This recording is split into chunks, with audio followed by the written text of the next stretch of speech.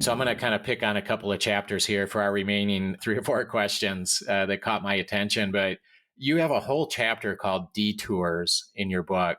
What does this mean, and why did you include that chapter in your book? Well, I don't want to give people the impression that you follow my model and it's just going to go smooth sailing. And Yeah. it won't. Change is not easy. The path from start to finish is seldom straight. Sometimes you have to loop back and maybe make connections with other organizations in the community or in a business. In places I worked, we had people who were specialists in creating visuals or in doing evaluation.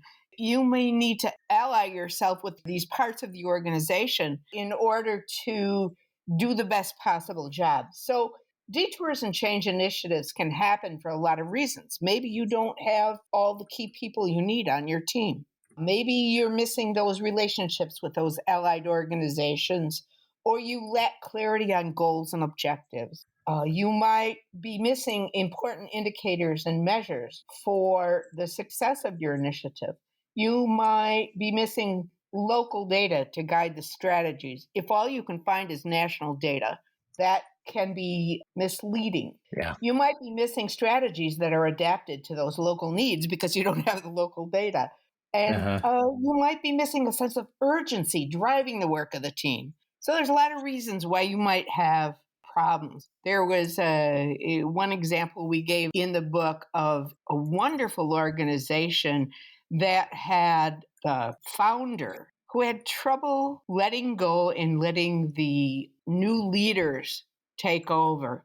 And that caused them a lot of bumps in the process of making change. Yeah. Anyway, any one of these items can cause log jam, and you need to identify those log jams in order to solve them. So those chapters are about that kind of issue. Yeah. And I like that chapter because, like you said, there's no such thing as smooth sailing. The path is seldom straight.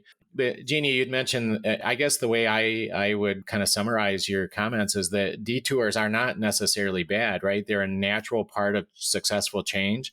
And That's so right. I think to be honest about that, about this reality and the expectations of change is a good thing. Else you are, like you said, you're misleading the community or the organization. I think if you understand that fact, you can perhaps mitigate and prepare, but you can't really eliminate this idea of detours. I think that's unrealistic and unhonest.